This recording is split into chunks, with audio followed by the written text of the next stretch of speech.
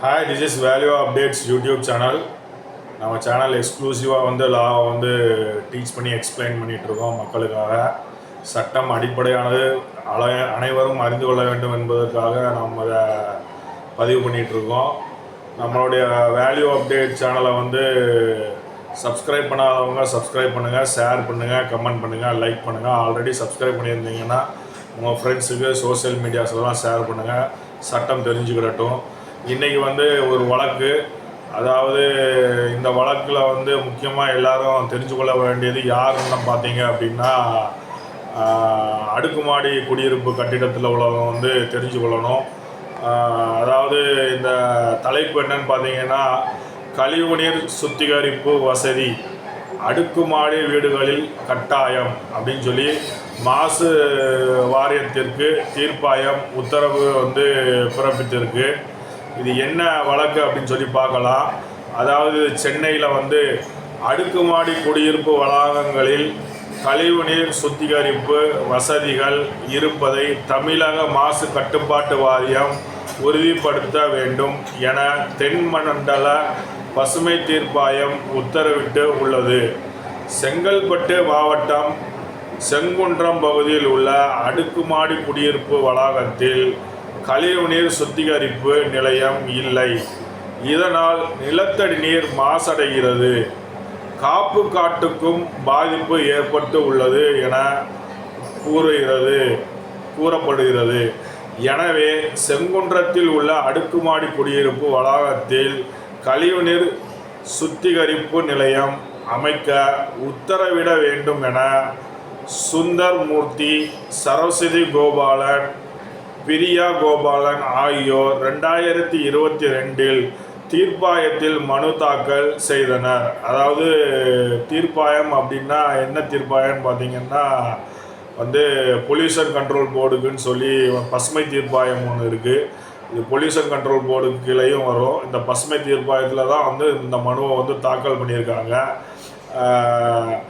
அதை விசாரித்த தீர்ப்பாயம் நீதிபதி புஷ்பா சத்யநாராயணா, நிபுணர் குழு உறுப்பினர் சத்யகோபால் ஆகியோர் அளித்த தீர்ப்பு என்ன பார்க்கலாம்.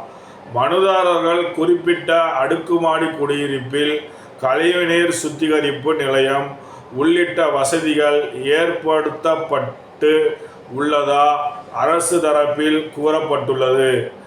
சுத்திகரிக்கப்பட்ட கழிவுநீர் செங்குன்ற காப்பு காட்டுக்குள் செல்வதை நிரந்தரமாக தடுக்க வேண்டும் என கூறியிருக்கிறது. சீரமைப்பு நடவடிக்கைகள் ஆரம்பிக்கப்பட்டுள்ள நிலையில் எதிர்காலத்தில் பாதிப்புகள் ஏற்படாமல் இருக்க நடவடிக்கை எடுக்கப்பட வேண்டும் என பசுமை தீர்ப்பாயம் குறிப்பிட்டுள்ளது.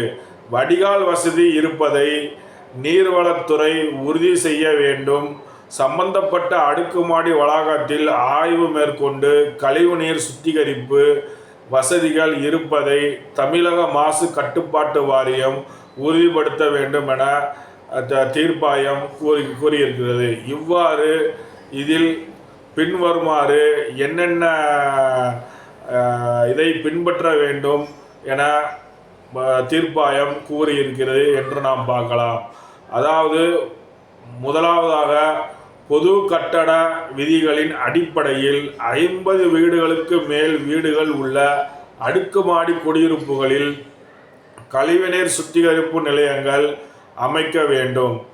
இதில் 2.15 லட்சம் சதுர அடி வரையிலான கட்டடம் பரப்புள்ள குடியிருப்புகளில் நாளொன்றுக்கு 1 லட்சம் லிட்டர் கழிவு நீரை சுத்திகரிக்கும் திறன் உடைய நிலையங்கள் அமைக்க வேண்டும். கட்டுமான திட்ட அனுமதி பெறும் நிலையில் இதற்கான வடிவமைப்பு விவரங்களை தெரிவித்து மாசு கட்டுப்பாட்டு வாரிய ஒப்புதல் பெற வேண்டும். தற்போதைய நிலவரப்படி நாளொன்றுக்கு 1 லட்சம் லிட்டர் கொள்ளளவுள்ள கழிவு நீர் சுத்திகரிப்பு நிலையம் அமைக்க 30 முதல் 50 லட்சம் ரூபாய் வரை செலவாகும். அடுக்குமாடி குடியிருப்புகளில் கட்டுமான நிறுவனங்கள் இதற்கான வசதியை ஏற்படுத்தினாலும் வீடு ஒப்படைப்புக்கு பின் இதைத் தொடர்ந்து பராமரிப்பு வீட்டு உரிமையாளர்கள் சங்கத்தின் பொறுப்பாளர்கள் இந்த பொறுப்பை சங்க நிர்வாகிகள் சரியாக செய்கிறதா என்பதை கண்காணிக்க வேண்டியது மாசு கட்டுப்பாட்டு வாரிய பொறியாளர்களின் பணி.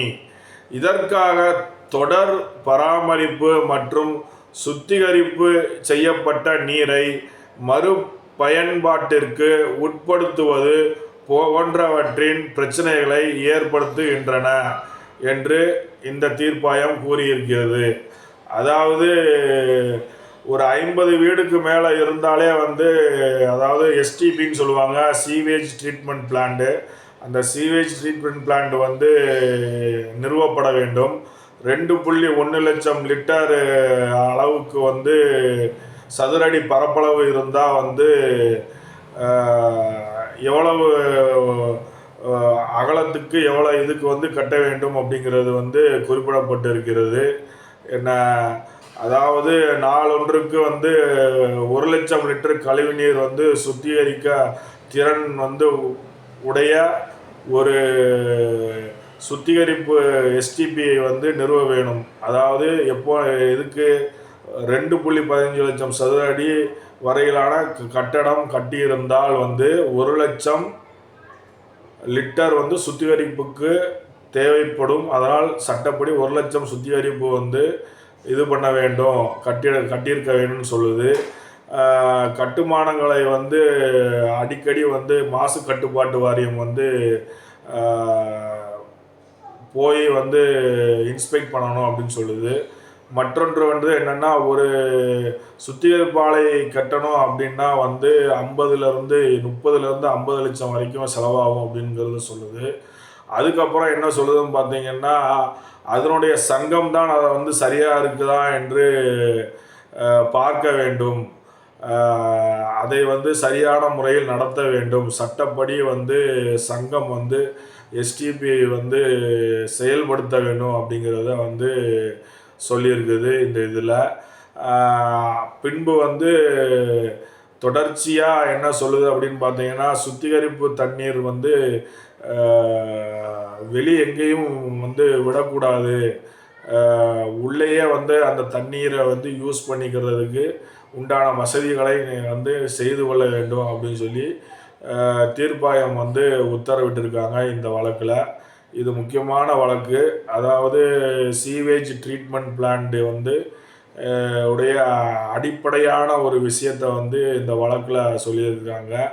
இதை நம்ம பதிவு செய்யணும் அப்படின்னு நினச்சோம். ஏன்னா சென்னையில் உள்ள அடுக்குமாடி குடியிருப்புகள் ஜாஸ்தி. சென்னை மற்றும் சென்னையை சுற்றியுள்ள அடுக்குமாடி குடியிருப்புகளுக்கு எல்லாத்துக்கும் பொருந்தும்.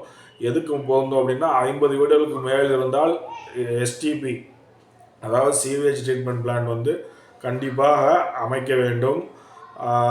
1 லட்சம் லிட்டர் தண்ணீர் சுத்திகரிக்கப்படுவதற்கு உண்டான அளவுக்கு அமைக்க வேண்டும். எப்பொழுது அப்படின்னா, கட்டட பரப்பளவு 2.15 லட்சத்தை தாண்டினால் 1 லட்சம் லிட்டர் சுத்திகரிப்பு ஆலையை அமைக்க வேண்டும். இது ரொம்ப முக்கியமான 2 விஷயம்.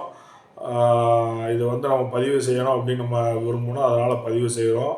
நம்மளுடைய சேனலை வேல்யூ அப்டேட்ஸை சப்ஸ்கிரைப் பண்ணாலும் சப்ஸ்கிரைப் பண்ணிக்கோங்க. ஷேர் பண்ணுங்கள், கமெண்ட் பண்ணுங்கள், லைக் பண்ணுங்கள். நன்றி, வணக்கம்.